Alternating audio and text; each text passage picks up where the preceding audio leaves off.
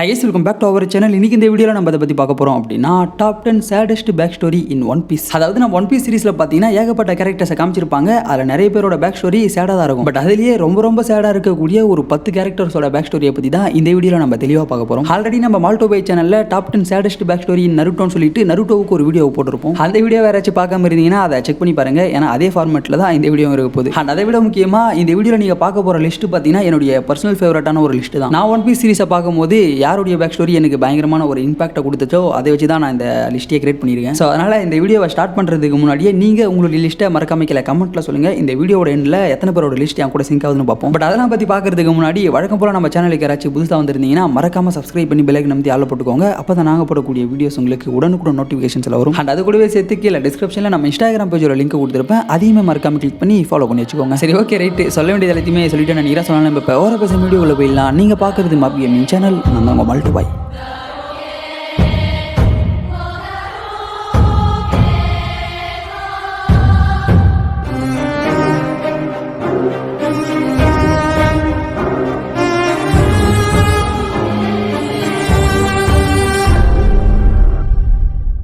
இந்த லிஸ்ட்டில் நம்ம ஃபர்ஸ்ட் 10th பிளேஸில் பார்க்க போகிறது நாமி. ஒன் பீஸ் அனிமே சீரிஸில் நிறைய பேரோட ஃபேவரட் கேரக்டர் தான் இந்த நாமி. நம்ம நாமியோட பேக் ஸ்டோரியை பற்றி சொல்லணும்னா நாமி சின்ன பொண்ணாக இருக்கும் போதே பில்மர் அப்படின்ற ஒருத்தவங்க தான் நம்ம நாமியை தத்தெடுத்து வளர்ப்பாங்க. அண்ட் நம்ம நாமிக்கு சின்ன வயசுலேருந்தே ஒரு மிகப்பெரிய ஆசை இருந்திருக்கும். அதுதான் வேர்ல்டு மேப்பை வரையிறது. பட் அதை வரைகிறதுக்கு அவளுக்கு தேவையான பொருட்கள் அவகிட்ட இருக்காது. ஐ மீன் வேர்ல்டு மேப்பை வரைகிறதுக்கு ஒரு சில ரெஃபரன்ஸை புக்கில் இருந்து தான் எடுக்க முடியும். ஸோ அந்த புக்கை வாங்குறதுக்கு நம்ம நாமி கிட்ட அந்த வயசில் காசு இருக்காது. ஸோ அதனாலே நாமி என்ன பண்ணியிருப்பானா ஒரு சில நேவி புக்ஸ்லாம் இருக்கு இல்லையா, அதெல்லாம் 3D வருவா. அண்ட் இந்த சமயத்தில் தான் நாமியோட வில்லேஜை ஆர்லாங் பைரட்ஸ் எல்லாருமே சுத்து போட்டு அந்த வில்லேஜ் அட்டாக் பண்ண ஆரம்பிக்கிறானுங்க. அட்டாக் பண்ணது மட்டும் இல்லாமல் அந்த வில்லேஜை அவனுக்கு டோட்டலாக கண்ட்ரோல் எடுக்க ட்ரை பண்ணுறாங்க. அப்போ தான் நம்ம நாமிக்கும் ஆர்லாங் பைரட்ஸுக்கும் ஒரு டீலிங் என்றது போகுது. அதாவது ஆர்லாங் நம்ம நாமி கிட்ட என்ன சொல்லியிருப்பானா, இங்கே பாருமா, நீ என்கிட்ட 100 மில்லியன் பெரிஸை கொடுத்தனா நான் அவனுடைய வில்லேஜ் உங்ககிட்டே கொடுத்துருவேன். அண்ட் நாங்கள் இனிமேல் இந்த வில்லேஜ் அட்டாக் பண்ண மாட்டோம் அப்படின்ற மாதிரி ப்ராமிஸ் பண்ணியிருப்பான். ஸோ இதை கேட்டதுக்கு அப்புறமா தான் நம்ம நாமி அவருடைய வில்லேஜை காப்பாற்றுறதுக்காகவும் அவருடைய மக்களை காப்பாற்றுறதுக்காகவும் ஆர்லாங் பைரட்ஸ் கிட்ட வேலையை செய்வா. ஸோ இப்படியே சில காலங்கள் போகுது. ஒரு கட்டத்துக்கு மேலே நம்ம நாமியும் 100 மில்லியன் பெரிஸை சேர்த்துருவா. பட் அதை சேர்த்ததுக்கு அப்புறமா தான் அவளுக்கே ஒரு விஷயம் தெரிய வருது. நம்ம 100 மில்லியன் பெரிஸை கொடுத்தாலும் அவன் நம்மளை சும்மா விட மாட்டான். நமக்கும் சரி நம்ம வில்லேஜ் மக்களுக்கும் சரி இவங்ககிட்ட இருந்து ஒரு விடிவு காலம் பிறக்காதரா அப்படின்ற மாதிரி நமக்கு தெரிய வந்துடும். ஸோ இது தெரிய வந்ததுக்கு அப்புறமா தான் நம்ம நாமி அவருடைய கையில் ஆர்லாங் பைரட்ஸோட டேட்டூலாம் போட்டுன்னு இருப்பா இல்லையா, அதெல்லாம் கத்தி எடுத்து குத்தி கிளிப்பா. நம்ம ஆர்லாங் கேட்ட இந்த 100 மில்லியன் பெரிஸை சேர்க்கறதுக்கு நாமி பயங்கர கஷ்டப்பட்டு இருப்பா. பட் அவ்வளோ கஷ்டப்பட்டு சேர்த்தும் எந்த ஒரு பிரோஜனமும் இல்லைன்றது தெரிய வரும்போது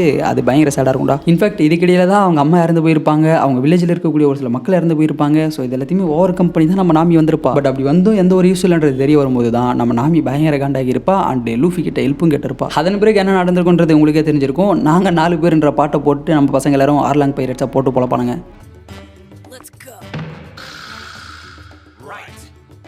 நம்ம நாமியை ஃபாலோ பண்ணி இந்த லிஸ்ட்டில் நம்ம 9th பிளேஸில் பார்க்க போகிறது லா. ஒன் பீஸ் அனிமேல இருக்கக்கூடிய ஒன் ஆஃப் த கூலஸ்ட் கேரக்டரில் ஒருத்தர் தான் இந்த லா. பட் இந்த கூலஸ்ட் கேரக்டருக்கு பின்னாடியுமே ஒரு சேடான பேக் ஸ்டோரி இருக்குது. லா சின்ன பையனாக இருக்கும் போதே அவனுடைய ஃபேமிலியை சேர்ந்தவங்க எல்லாருமே அவன் கண் முன்னாடியே இறந்து போயிருப்பாங்க. அதுக்கு காரணம் ஒரு டிசீஸ் தான். அந்த டிசீஸுக்கு மருந்து இல்லை அப்படின்ற காரணத்தினால தான் அவனுடைய ஃபேமிலியை சேர்ந்தவங்க எல்லாருமே இறந்து போயிருப்பாங்க. அதாவது நம்ம லா பிறந்த ஃப்ளவன்ஸ் சிட்டி இருக்கு இல்லையா, அந்த சிட்டியில் ஒரு வித்தியாசமான டிசீஸ் எல்லாருக்குமே வருது. அதுக்கு ஒரு வகையில் செலஸ்டியல் டிராகன்ஸ் தான் காரணமாக இருப்பாங்க. அவங்களால தான் இந்த டிசீஸ் உருவாகுதுன்னு சொல்லலாம். இந்த டிசீஸ் எப்படி வரும்னா, ஸ்டார்டிங்கில் ஒருத்தவங்க பாடியில் ஒயிட்டா சின்னதாக தான் வரும். பட் அது நாளடைவில் அந்த பாடி ஃபுல்லாகவே பரவ ஆரம்பிக்கும். டோட்டலாக ஒருத்தவங்க பாடி ஃபுல்லாக இந்த ஒயிட் கலர் டிசீஸ் பரவனதுக்கு அப்புறம் அவங்க அது மூலியமாகவே சிக்காகி இறந்து போயிடுவாங்க. இப்படி ஒரு விஷயம் ஒயிட் சிட்டியில் நடந்துட்டு இருக்கு அப்படின்றது வேர்ல்டு கவர்மெண்ட்டுக்கு நல்லாவே தெரியும். பட் அந்த வேர்ல்டு கவர்மெண்ட்டை சேர்ந்தவனுங்க இந்த விஷயத்தை வெளியே தெரிய விடாமல் பார்த்துக்கிறானுங்க. அண்ட் இந்த டிசீஸை கியூர் பண்ணுறதுக்கான ஆன்டிடோட்டுமே யாருக்கிட்டையும் இல்லை, அதை கண்டுபிடிக்கிறதுக்கு யாரும் பெருசாக ஹெல்ப் பண்ணலை. ஸோ இதனாலேயே அந்த சிட்டியில் இருக்கக்கூடிய மக்கள் ஒவ்வொருத்தரும் இறந்து போயிட்டே இருக்காங்க. அப்படி தான் நம்ம லாவோட ஃபேமிலியுமே டோட்டலாக இறந்து போகிறாங்க, அதுவும் அவன் கண் முன்னாடியே. இன்ஃபேக்ட் இந்த கொடூரமான டிசீஸ் இருக்கு இல்லையா, இது நம்ம லாக்குமே வர ஆரம்பிச்சிடும். பட் அப்பதான் ஒருத்தர் நம்ம லாக் ஹெல்ப் பண்றாரு. அதாவது நம்ம லாக்கு யாருமே இல்லை அப்படின்றது தெரிய வந்ததுக்கு அப்புறம் அவன் டொஃப்ளமிங்கோ பைரட் டீம் இருக்கு இல்லையா, அதில் போயிட்டு ஒரு மெம்பரா ஜாயின் பண்ணிப்பான். அண்ட் அங்கே தான் நம்ம லா கோரசனை மீட் பண்றான். இவங்க 2 பேருக்கும் நல்லாவே அந்த பாண்டிங் செட் ஆகிடுது. ஒரு கட்டத்துக்கு மேலே நம்ம லாக்குமே இந்த டிசீஸ் இருக்கிறது கோரசனுக்கு தெரிய வந்துடும். ஸோ அதை எப்படியாச்சும் கியூர் பண்ணணும் அப்படின்றதுக்காக அவருமே பயங்கரமாக போராடுவார். பட் அவரால் முடியாது. ஸோ இதுக்கு மேலே முடியாதரா, வேற வழியே இல்லை, இதை நான் இப்போ பண்ணலன்னா உன்னை காப்பாற்ற முடியாது அப்படின்றதுக்காக தான் கோரசன் நம்ம லாக்கு ஒரு டெவில் ஃப்ரூட்டை கொடுத்துருப்பாரு. இன்ஃபேக்ட் அந்த டெவில் ஃப்ரூட்டை சாப்பிட்டதுக்கு அப்புறமா தான் நம்ம லா இப்போ வரைக்கும் உயிரோட இருக்கானே சொல்லலாம். இவரை ஃபாலோ பண்ணி இந்த லிஸ்ட்ல 8th பிளேஸ்ல இருக்கிறது Oden, Kozuki Oden. One Piece anime சீரிஸை பத்தி பேசுறோம் அப்படின்னா இவர் இல்லாம பேச முடியாது. பிகாஸ் அந்த அளவுக்கு ஒரு இம்பார்ட்டன்டான ஆளு தான் இவர். ஓடனோட பேக் ஸ்டோரியை பத்தி சொல்லணும்னா நம்ம வானோ கண்ட்ரி இருக்கு இல்லையா, அதோட டைமியோ, அதாவது ஃபெடரல் ஆர்ட்ஸ் மாதிரி வச்சுக்கோங்களேன். பட் நம்ம தலைவனுக்கு அதெல்லாம் பெருசா இன்ட்ரெஸ்ட் கிடையாது. இந்த வேர்ல்டு பயங்கரமா சுத்தி பார்க்கணும், நம்ம ஜாலியா என்ஜாய் பண்ணணும் அப்படின்றது மட்டும் தான் ஆசையா இருந்திருக்கும். இன்ஃபேக்ட் இதனாலேயே தலைவன் பைரட் ஆகிறது மட்டும் இல்லாம நம்ம கோல்டி ரோஜர் கூட இருந்திருப்பாரு, ஒயிட் பியர்டு கூட இருந்திருப்பாரு. ஸோ நம்ம ஓடன் முடிஞ்ச அளவுக்கு எல்லா இடத்தையும் எக்ஸ்ப்ளோர் பண்ணதுக்கு அப்புறம் மறுபடியும் ரிட்டன் வானோக்கே வந்திருப்பாரு. பட் அப்படி ரிட்டன் வந்து பார்க்கும்போது தான் இவருக்கே ஒரு அதிர்ச்சி. அதாவது நம்ம ஒரோச்சி அண்ட் கைடோ இவங்க 2 பேரும் சேர்ந்து வானோவை அவங்களுடைய கண்ட்ரோலில் வச்சுருப்பாங்க. இதை பார்க்குற நம்ம ஓடனுக்கு பயங்கர காண்டாகுது. நம்ம ஓடன் என்னதான் கொஞ்சம் பவர்ஃபுல்லான ஆளாக இருந்தாலுமே அவரால் அந்த நேரத்தில் ஒரோச்சி அட்டாக் பண்ண முடியல. பிகாஸ் ஒரோச்சி அந்த நேரத்தில் வானோவில் இருக்கக்கூடிய மக்கள் இருக்காங்க இல்லையா, அவங்கள கேப்சர் பண்ணி வச்சுக்கிட்டு அவங்கள வச்சு மிரட்டுவாங்க. பத்தாவது வரைக்கும் அப்போ நம்ம ஒரோச்சிக்கு பின்னாடி கைடோ இருப்பான் இல்லையா, ஸோ இவங்க 2 பேரும் சேர்ந்து பயங்கரமாக இன்ஃப்ளூயன்ஸ் பண்ணுவாங்க. அண்ட் அது மட்டும் இல்லாமல் இந்த நேரத்தில் தான் இவங்க 2 பேரும் சேர்ந்து நம்ம ஓடனுக்கு ஒரு ஆஃபரை கொடுக்குறாங்க. அதாவது எவ்ரி வீக் ஒரு 5 வருஷத்துக்கு எவ்ரி வீக் நீ நேக்கடா டான்ஸ் ஆடணும், அதுவும் தனியாக ஏதோ ஒரு மொழியில் ஆடக்கூடாது, மக்களுக்கு நடுவில் சிட்டிக்கு நடுவில் ஆடணும். அப்படின்னு எவ்ரி வீக் டான்ஸ் ஆடணும்னா நான் உங்களை ஃப்ரீயாக விட்டுறேன், இந்த வானோ கண்ட்ரியை விட்டு நாங்கள் போயிடுறோம் அப்படின்ற மாதிரியான ஒரு ஆஃபரை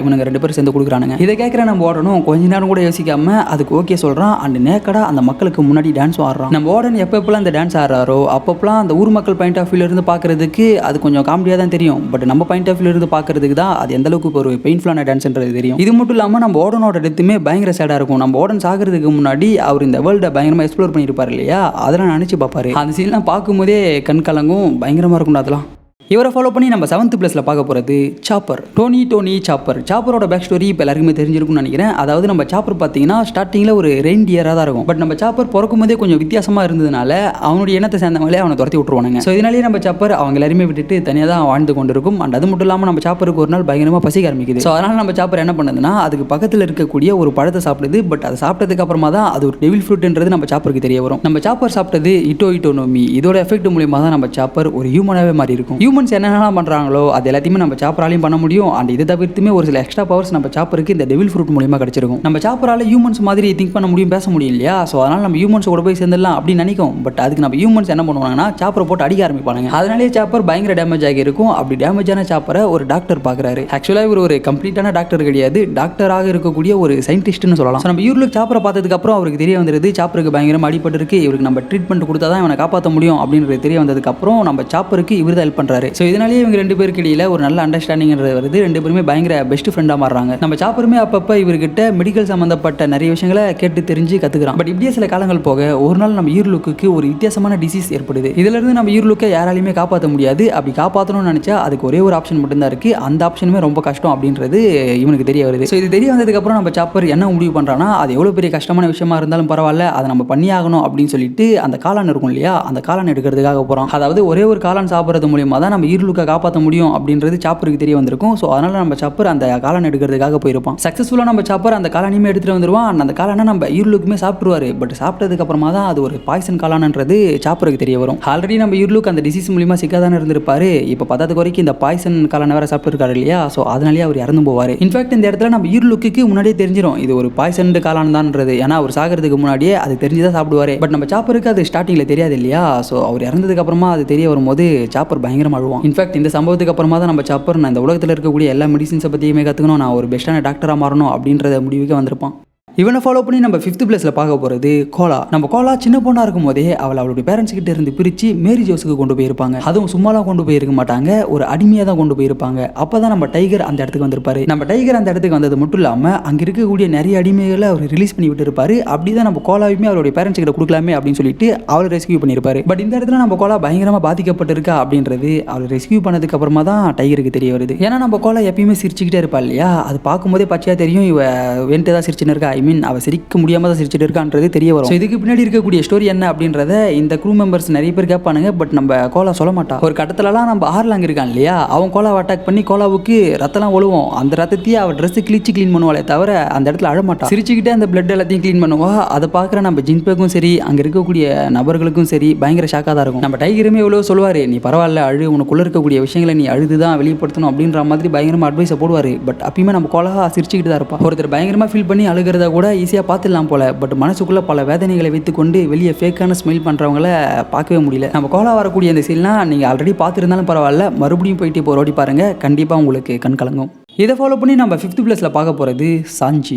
ஒன் பீஸ் அனிமே சீரிஸை பொறுத்த வரைக்கும் நம்ம சாஞ்சிக்கு 2 விதமான பேக் ஸ்டோரி இருக்குது. இந்த 2 விதமான பேக் ஸ்டோரியுமே பயங்கர சேடாக தான் இருக்கும். இதில் ஃபர்ஸ்ட் நம்ம சாஞ்சியோட வின்ஸ்மோக் ஃபேமிலி இருக்கு இல்லையா, அதோட பேக் ஸ்டோரியை பார்ப்போம். அதாவது நம்ம சாஞ்சி வின்ஸ்மோக் ஃபேமிலியில் தான் பிறக்கிறாரு. இந்த ஃபேமிலியில் ஒரு குழந்தை பிறக்கும் போதே பவர்ஃபுல்லாக பிறக்கணும் அப்படின்றதுக்காக அந்த குழந்தை பிறக்கிறதுக்கு முன்னாடி ஒரு சில விஷயங்களை பண்ணுவாங்க. ஸோ அதோட சைடு எஃபெக்டாக அந்த குழந்தைங்களுக்கு என்ன நடக்கும்னா, அவங்களுக்கு எந்த விதமான ஒரு ஃபியருமே இருக்காது, எந்த ஒரு எமோஷனுமே இருக்காது, பெருசாக எந்த விதமான ஃபீலிங்ஸுமே இருக்காது. பேட்டில் ஃபீல்டில் பிரேவாக சண்டை போடணும் அப்படின்ற ஒரே ஒரு விஷயம் மட்டும் தான் அவங்களுடைய மைண்டுக்குள்ளே ஓடிட்டு இருக்கும். பட் இது நம்ம சாஞ்சியோட அம்மாவுக்கு முன்கூட்டியே தெரிய வந்துடும். ஸோ அதனால அவங்க ஒரு சில விஷயங்களை பண்ணுவாங்க. ஸோ இதனால நம்ம சாஞ்சி மட்டும் மற்ற வின்ஸ்மோக் ஃபேமிலியை சேர்ந்த குழந்தைகள் மாதிரி இல்லாமல் இவன் நார்மல் ஹியூமனாக பிறகுறான். இதனால நம்ம சாஞ்சிக்கு எல்லா விதமான எமோஷன்ஸுமே இருக்கும். பட் நம்ம சாஞ்சி சின்ன வயசுல பயங்கர வீக்கான ஒரு கேரக்டராக இருப்பான். இது ஒரு கட்டத்தில் அவங்க அப்பாவுக்கு தெரிய வந்துடும். ஸோ அதனாலே சாஞ்சியோட அப்பாவுக்கு சாஞ்சியை சுத்தமாக பிடிக்காது. இப்படிப்பட்ட ஒரு வீக்கான புள்ள எனக்கு வேணாடா அப்படின்னு சொல்லிட்டு சாஞ்சியை ஜெயிலெல்லாம் தூக்கி போடுவானுங்க. பட் அங்கிருந்து நம்ம சாஞ்சி அவனுடைய சிஸ்டர் ஹெல்ப் மூலியமா எப்படியும் அங்கிருந்து தப்பிச்சு வந்துருவான். அதுவும் எங்க வந்திருப்பானா, ஒரு பைரட்டோட ஷிப்ல வந்து மாட்டின்னு இருந்திருப்பான். அண்ட் அப்பன்னு பார்த்து அங்கே ஒரு மிகப்பெரிய புயல் ஏற்பட அந்த ஷிப்ல இருக்கிறவங்க எல்லாருமே அப்படியே கவுந்து அந்த இடத்துல இறந்து போறாங்க, நம்ம செஃப்பை தவிர. அண்ட் அப்பதான் இவரு நம்ம சாஞ்சி தண்ணிக்குள்ள கொஞ்சம் கொஞ்சமா ஃபால் ஆகிறத பாக்குறாரு. ஸோ அதை பார்த்ததுக்கு அப்புறம் காப்பாற்றாம இருக்க முடியாது இல்லையா, ஸோ காப்பாத்திடுறாரு. பட் என்னதான் இவங்க 2 பேரும் இப்போதைக்கு தண்ணிக்குள்ள இருந்து தப்பிச்சிருந்தாலும் இவங்க இந்த இடத்தை விட்டு போறதுக்கு பயங்கர லேட் ஆகும். ஏன்னா இந்த வழியா யாராச்சும் வந்தா மட்டும்தான் அவங்க கிட்ட ஹெல்ப் கேட்டு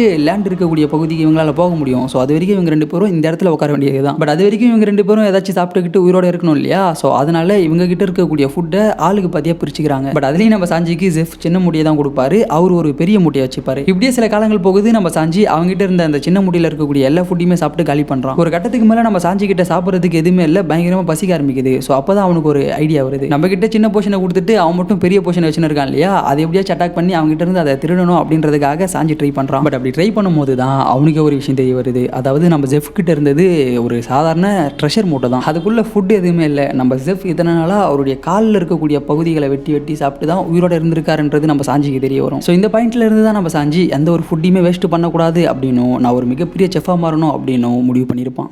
இவரை ஃபாலோ பண்ணி நம்ம 4th பிளேஸில் பார்க்க போகிறது புரூக். ஒன் பீஸ் சீரிஸில் இருக்கக்கூடிய ஒன் ஆஃப் த பெஸ்ட் மியூசிஷியன்னா அது நம்ம புரூக் தான். பட் இந்த புரூக்கு பின்னாடியும் ஒரு சேடான பேக் ஸ்டோரி இருக்குது. ரப்பர் பைரேட்டில் இருந்த ஒரு மிக முக்கியமான ஆள் தான் நம்ம புரூக். கிராண்ட் லைனில் இவங்க எல்லாருமே ட்ராவல் பண்ணிட்டு இருக்கும்போது லபுனை மீட் பண்ணியிருப்பாங்க. நம்ம லபுனுக்கு புரூக்கோட மியூசிக்னா அவ்வளோ பிடிக்கும், எனக்குமே பிடிக்கும், உங்களுக்கும் பிடிச்சா மறக்காம கமெண்ட்டில் சொல்லுங்கள். நம்ம லபுனுக்கு புரூக்கோட மியூசிக் பிடிக்கிறது மட்டும் இல்லாமல் ரப்பர் பைரேட்ஸில் இருந்த எல்லாரையுமே பிடிச்சி போயிடுது. ஸோ அவங்க கூட நல்லா ஒரு ஃப்ரெண்ட்ஷிப் பாண்டிங்குள்ளே வந்துடுது. ஒரு டைம் வரைக்கும் நம்ம லபுன் சின்னதாக தான் இருக்கும், பட் காலப்போக்கில் அது பயங்கர பெருசாக மாறி இருக்கும். அண்ட் அது மட்டும் இல்லாமல் ரப்பர் பைரேட்ஸை இது ஃபாலோ பண்ணிட்டே வந்திருக்கும் இல்லையா, ஒரு கட்டத்துக்கு மேலே நீ எங்களை ஃபாலோ பண்ணால் அது உனக்கு தான் ஆபத்தாக போய் முடியும் அப்படின்னு சொல்லிட்டு இதை பிரித்து விட்டுருப்பானுங்க. ஐ மீன் லபுனை பார்த்து நீ இங்கேயே இரு, நாங்கள் வேர்ல்டு ஃபுல்லாக ஒரு ரவுண்ட் அடிச்சுட்டு மறுபடியும் உன்னை பார்க்க வருவோம் அப்படின்னு சொல்லிட்டு ப்ராமிஸ் பண்ணிட்டு தான் இவனுங்க போயிருப்பானுங்களே. பட் அப்படி போகும்போது இன்னொரு பைரட் டீம் நம்ம பசங்களை அட்டாக் பண்ணியிருப்பானுங்க. அதுவும் சாதாரண அட்டாக் இல்லை, பாய்சனை வச்சு அட்டாக் பண்ணியிருப்பானுங்க. ஸோ இதனாலேயே இந்த பைரட் டீமில் இருந்து எல்லாருமே இறந்து போகிறாங்க, நம்ம புரூக்கை தவிர. பிகாஸ் புரூக் ஒரு டெவில் ஃப்ரூட் யூசர் இல்லையா, ஸோ அதனால அவரால் சாக முடியல. இது எந்த அளவுக்கு நம்ம புரூக்கு வழியை கொடுக்குன்னு சொல்லி லைட்டாக யோசிச்சு பாருங்க. அவனுடைய ஃப்ரெண்ட்ஸு ஃபேமிலின்னு சொல்லிட்டு எல்லாருமே இறந்து போகிறாங்க, பட் அவர் இறந்து போல. ஆக்சுவலாக இது இங்கே மட்டும் இல்லை, இதன் பிறகு எத்தனை பேர் இறந்து போனாலுமே அது நம்ம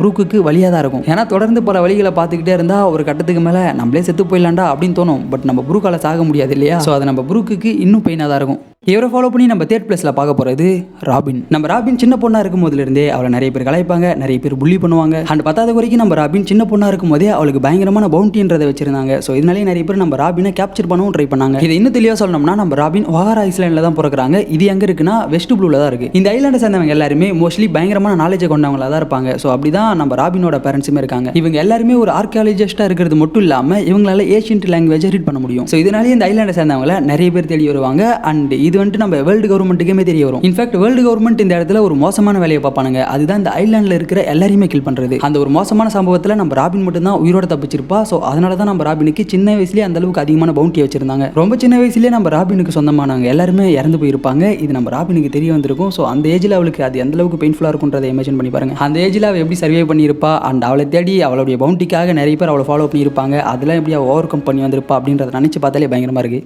இவங்களை ஃபாலோ பண்ணி இந்த லிஸ்ட்டில் 2nd பிளேஸில் இருக்கிறது லோக்கி. ஒன் பீஸ் சீரிஸில் இருக்கக்கூடிய ஒரு சில முக்கியமான கேரக்டர்ஸோட பேக் ஸ்டோரியை இப்போ கொஞ்சம் கொஞ்சமாக தான் நமக்கு ரிவீல் பண்ணிட்டு வராங்க. அதில் ஒரு மிக முக்கியமான ஆள் தான் லோக்கி. நம்ம லோக்கி பிறந்ததுக்கு அப்புறம் அவங்க அம்மா வந்து பார்ப்பாங்க. அப்படி அவங்க அம்மா வந்து பார்த்ததுக்கு அப்புறம் அவங்க சொன்ன ஃபர்ஸ்ட் வார்த்தை என்ன தெரியுமா, இவன் கண்டிப்பாக என்னுடைய பையனாக இருக்க முடியாது, லோக்கி பிறக்கும் போதே இறந்துட்டான் அப்படின்னு எல்லாருக்குமே சொல்லுங்க அப்படின்றது தான் அவங்க அம்மா சொன்ன ஃபர்ஸ்ட் வார்த்தை. ஏன்னா நம்ம லோக்கி பிறக்கும் போது ஒரு மாதிரி வித்தியாசமாக டெவில் மாதிரி தான் பிறப்பான். அதை பார்த்துட்டு தான் அவங்க அம்மா இந்த வார்த்தையை யூஸ் பண்ணியிருப்பாங்க. லிட்டரலாக நம்ம லோக்கி பிறக்கும் போதே அவங்க அம்மா அண்டர் வேர்ல்டில் லோக்கியை தூக்கி போட்டிருப்பாங்க. நல்லா ஞாபகம் வச்சுக்கோங்க, இந்த இடத்துல நம்ம லோக்கி சின்ன குழந்தை தான். அண்ட் இந்த அண்டர் வேர்ல்டில் ஏகப்பட்ட வித்தியாசமான நபர்கள் இருப்பாங்க. அவங்க எல்லாரையுமே அட்டாக் பண்ணி நம்ம லோக்கி கொஞ்சம் கொஞ்சமாக மேலே ஏறி விடுவோம். நார்மலாக இந்த இடத்துல வேற யாராச்சும் இருந்திருந்தாங்கன்னா கண்டிப்பாக எப்பயோ இறந்து போயிருப்பாங்க. பட் இந்த இடத்துல இருக்கிறது நம்ம லோக்கி இல்லையா, ஸோ அதனால மட்டும்தான் அவர் உயிரோட இருந்திருக்காரு. இந்த விஷயம் மறுபடியும் நம்ம குயினுக்கு தெரிய வர குயின் மறுபடியும் அந்த வார்த்தையை தான் யூஸ் பண்ணுறாங்க. இவன் ஒரு சாபக்கேடான ஒரு குழந்தை தான், இவனை எப்போவே சாகடிக்கிறது நல்லது, இவனை இப்போ சாகடிக்கலனா இவனால தான் ஃபியூச்சரில் கிங்கோட உயிருக்கு ஆபத்து அப்படின்றத இவங்க அப்பவே சொல்லிடுவாங்க. இப்படியே சில காலங்கள் போகுது, நம்ம குயினுமே இறந்து போகிறாங்க. அண்ட் இதுக்கடியில் நம்ம லோக்கியை இன்னொரு ஒருத்தர் தான் தத்தெடுத்து வளர்ப்பாங்க. நம்ம லோக்கியோட அப்பா கிங் ஹெரால்டுக்கு லோக்கியை பிடிக்கும், பட் அவர் தவிர்த்து வேற யாருக்குமே லோக்கியை பிடிக்காது. இன்ஃபேக்ட் ஒரு கட்டத்திலலாம் நம்ம லோக்கியை பிடிக்காதுன்ற காரணத்துக்காகவே அவர் சுற்றி இருக்கிறவங்கள போட்டுதல் ஆரம்பிச்சானுங்க. பதாவது வரைக்கும் நம்ம லோக்கி அவருடைய அப்பா கிங்கியே ஒரு கட்டத்தில் போட்டுதல் இருப்பான். அந்த சம்பவத்துக்கு பின்னாடி ஒரு மிகப்பெரிய ரீசனே இருக்கும். பட் அந்த ரீசன் எதுவுமே தெரியாம ஊர் மக்கள் எல்லாருமே சேர்ந்து லோக்கியை தான் ஹேட் பண்ணுவானுங்க. அதாவது நம்ம கிங் இருக்காரு இல்லையா, அவருடைய ரேசஸ் சேர்ந்த மக்களுக்கு ஏதாச்சும் நல்லது நடக்கணும் அப்படின்றதுக்காக வேர்ல்டு கவர்மெண்ட்டுக்கு ஹெல்ப் பண்ணுவார். ஐ மீன் வேர்ல்டு கவர்மெண்ட்டுக்கு கட்டுப்பட்டு வேர்ல்டு கவர்மெண்ட்டுக்கு கீழே வேலை செய்வார். பட் ஒரு கட்டத்தில் அங்கேயே ஒரு சில பிரச்சனைகள் வர நம்ம ஈமு கிங் ஹெரால்ட அவனுடைய கண்ட்ரோல் எடுத்துப்பான். ஈமு இவரை கண்ட்ரோல் எடுத்துட்டு சாதாரணமாக விட்டுற மாட்டான். அங்க இருக்கக்கூடிய நிறைய பேரை டேமேஜ் பண்ணுவான், ஏகப்பட்ட பேரை போட்டு தள்ளி கில் பண்றதுக்காக ட்ரை பண்ணுவான். ஸோ இந்த இடத்துல வேற வழியே இல்லை, வேற எதுவுமே பண்ண முடியாது அப்படின்றது நம்ம கிங்குக்கே தெரிய வந்துடும். அது தெரிய வந்ததுக்கு அப்புறமா தான் அவரு லோக்கியை கூப்பிட்டு இருப்பாரு. இங்க பாரா லோக்கி, உன்னை தவிர இங்க இருக்கிறவங்க வேற யாராலையுமே என்ன ஸ்டாப் பண்ண முடியாது, உன்னால மட்டும் தான் ஸ்டாப் பண்ண முடியும். ஸோ நீ அந்த டெவில் ஃப்ரூட்டை சாப்பிட்டு என்ன கில் பண்ணிடு, அப்படி நீ என்ன கில் பண்ணலனா நான் இங்க நிறைய பேர் கில் பண்ண வேண்டியது வரும் அப்படின்னு சொல்லி அவர் கேட்டது மூலியமா தான் நம்ம லோக்கி அந்த டெவில் ஃப்ரூட்டை சாப்பிட்டு அவங்க அப்பாவே கில் பண்ணியிருப்பான். பட் இந்த விஷயங்கள் எதுவுமே ஊர் மக்களுக்கு பெருசா தெரிய வராது. ஸோ அதனாலேயே லோக்கி வேண்டதான் அவங்க அப்பாவை கில் பண்ணா அப்படின்னு சொல்லிட்டு ஊருக்குள்ள பேசிப்பானுங்க. அண்ட் நம்ம லோக்கியை பயங்கரமா ஹேட் பண்ணுவானுங்க. ஃபைனலாக இந்த லிஸ்ட்டில் நம்ம ஃபர்ஸ்ட் பிளேஸில் பார்க்க போகிறது கூமா. ஒன் பீஸ் அனிமே சீரிஸில் இருக்கிறதுலேயே மோஸ்ட் சேடஸ்ட் பேக் ஸ்டோரி யாரோடதுன்னா அது நம்ம கூமாவோடது தான். இன்ஃபேக்ட் நான் இந்த லிஸ்ட்டை கிரியேட் பண்ணும்போது நம்ம கூமாவோட நேமை தூக்கி ஸ்ட்ரைட்டாக ஸ்டார்டிங்லேயே ஃபர்ஸ்ட் பிளேஸில் போட்டுட்டேன். கூமாவை போட்டுட்டு தான் அடுத்தவங்களை யோசிச்சேன். ஸோ அந்த அளவுக்கு நம்ம கூமாவோட பேக் ஸ்டோரியை பயங்கரமாக காமிச்சிருப்பாங்க, பயங்கர சேடாக காமிச்சிருப்பாங்க. கூமாவோட பேக் ஸ்டோரியை நான் சொல்லி உங்களுக்கு அந்த பெயினை கன்வே பண்ண முடியுமான்னு தெரியல, பட் இருந்தாலும் சொல்கிறேன். நம்ம கூமா பிறந்து ஒரு சில காலங்களுக்கு அவங்க அப்பா அம்மாவோட சேர்ந்து சந்தோஷமாக தான் இருந்திருக்கான். பட் அந்த சந்தோஷம் பல நாட்களுக்கு நீடிக்கலன்னு தான் சொல்லணும். ஏன்னா செலஸ்டியல் டிராகன்ஸ் இருக்கானுங்க இல்லையா, இவங்க எல்லாரும் சேர்ந்து நம்ம கூமா சின்ன பையனா இருக்கும் போது அவனையும் சரி அவனுடைய ஃபேமிலியை சேர்ந்தவங்களும் சரி கேப்சர் பண்ணிட்டு போயிடுவாங்க. அப்படி போகும்போதே ஃபர்ஸ்ட் நம்ம கூமாவோட அம்மா இறந்து போயிடுவாங்க. அதன் பிறகு கூமா அண்ட் கூமாவோட அப்பா மட்டும் தான் இருப்பாங்க. அப்போ கூட அவங்க அப்பா கூமாவை பார்த்து நீ ஒன்றும் கவலைப்படாத மகனே, நீக்கா கண்டிப்பா நம்மளை காப்பாற்ற வருவாரு அப்படின்னு சொல்லிட்டு டான்ஸ்ல அடி காமிப்பாரு. பட் அப்பதான் கரெக்டா அந்த இடத்துக்கு ஒரு செலஸ்டியல் டிராகன் வரான். அவன் வர்றது மட்டும் இல்லாம நம்ம கூமாவோட கண் முன்னாடியே அவங்க அப்பாவை சுட்டு தள்ளுறான். இந்த சீன்லாம் பார்க்கும்போதே அப்படி இருக்கும். கண் கலங்காதவங்களுக்கு கூட இந்த சீனை பார்க்கும்போது கண் கலங்கடா. இது மட்டும் இல்லாம இந்த செலஸ்டியல் டிராகன்ஸ் எல்லாருமே சேர்ந்து அன்டிங் கேம்னு சொல்லிட்டு ஒரு கேம் ஷோவுமே நடத்துவானுங்க. அதுலேயுமே நம்ம கூமா மாட்டி லைட்டாக கஷ்டப்பட்டு இருப்பாரு. லைட்டாலாம் இல்லை, நம்ம கூமா பிறந்ததுலேருந்தே பயங்கரமாக கஷ்டப்பட்டுக்கிட்டு தான் இருந்திருப்பாரு. ஸோ ஒன் பீஸ் சீரிஸில் இருக்கக்கூடிய one of the most saddest backstory யாரோடதுன்னா அது கண்டிப்பாக நம்ம கூமாவோடது தான். ஸோ ஏகேஸ் நம்ம வீடியோ ரெண்டுக்கு வந்தாச்சு. இந்த வீடியோ உங்களுக்கு பிடிச்சிருந்துச்சுன்னா மறக்காம ஒரு லைக் பண்ணிட்டு உங்களுக்கு ஷேர் பண்ணுங்க. அண்ட் அது மட்டும் இல்லாமல் நான் அந்த வீடியோவில் ஏதாச்சும் தப்பா சொல்லியிருந்தாலும் மிஸ் பண்ணியிருந்தாலும் அதை மறக்காம கமெண்ட்ல சொல்லுங்க. பார்க்குறவங்க எல்லாரும் அதை தெரிஞ்சுப்பாங்க. அப்புறம் நான் அந்த வீடியோட ஸ்டார்டிங்லேயே சொன்னேன் இல்லையா, உங்களுடைய பர்சனல் ஃபேவரட்டான லிஸ்ட்டை கமெண்ட்ல சொல்லுங்கன்னு. அந்த லிஸ்ட்டு கூட என் லிஸ்ட் எந்த அளவுக்கு சிங்க் ஆகுது அப்படின்றதையுமே கமெண்ட்ல சொல்லுங்க. அண்ட் இதே மாதிரி நான் அடுத்து யாரை பற்றி பேசணும் எதை பற்றி பேசணும் அப்படின்னு சொல்லி நீங்கள் ஆசைப்படுறீங்களோ அதையுமே கமெண்ட்ல சொல்லுங்க. முடிஞ்ச அளவுக்கு நான் எல்லாத்தையுமே கவர் பண்ண பார்க்குறேன். சரி, ஓகே, ரைட். இதே மாதிரி அடுத்த ஒரு நல்ல வீடியோ சந்திக்கும் மாதிரி உங்ககிட்ட இருந்து விடைபெறும். போயிட்டு நன்றி.